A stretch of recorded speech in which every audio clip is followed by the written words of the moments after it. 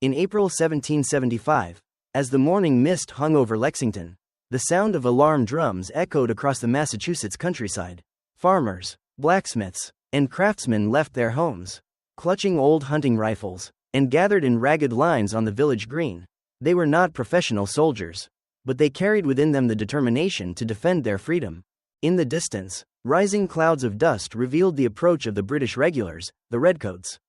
Their scarlet uniforms gleaming, muskets polished, marching in perfect step. The tension was unbearable. Then a single shot rang out, no one knew from which side. But that one shot was enough to ignite the flames of war. The battles of Lexington and Concord had begun, marking the start of the American colonies' fight for independence. Before the first shots were fired, the flames of discontent had been smoldering for years. After the 7 Years' War, 1756 to 1763, the British government imposed heavy taxes to cover the enormous costs of war. Colonists, who had long relied on their own resourcefulness, were outraged at being taxed without having any representation in Parliament. The rallying cry became, "No taxation without representation," a vow shared across the colonies. The most dramatic moment came with the Boston Tea Party of 1773. When crates of tea belonging to the East India Company were dumped into the harbor, an open act of defiance against the crown. By then, the colonists understood that reconciliation was no longer possible. On July 4, 1776, in Philadelphia's Independence Hall, delegates from the 13 colonies gathered. Thomas Jefferson, together with John Adams and Benjamin Franklin, drafted a historic document, the Declaration of Independence.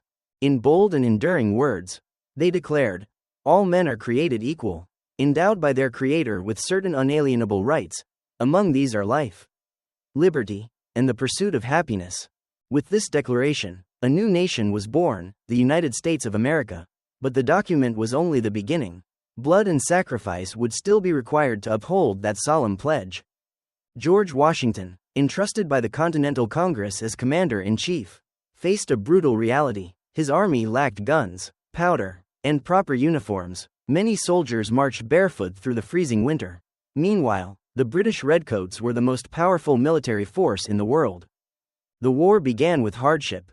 Washington was forced to retreat time and again, avoiding direct confrontation, yet he never gave up. He believed that as long as Americans held on to their spirit and unity, they would one day find the chance to turn the tide. The turning point came with France. After the unexpected American victory at the Battle of Saratoga in 1777, France openly entered into alliance. They supplied weapons, money, and, most importantly, a navy, the very force the Americans had always lacked. The colonists, once ordinary farmers, now stood strengthened by the support of a European power. Washington waited patiently for the decisive moment. That moment came in 1781. At Yorktown, Virginia, British forces under General Cornwallis were surrounded by the combined American and French armies.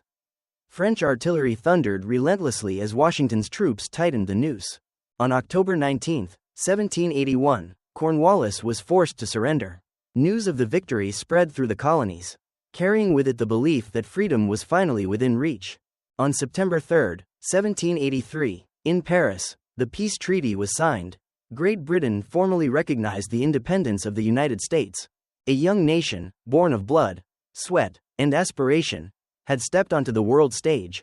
Yet the road ahead was uncertain. How to preserve unity, build a government, and turn the dream of liberty into reality.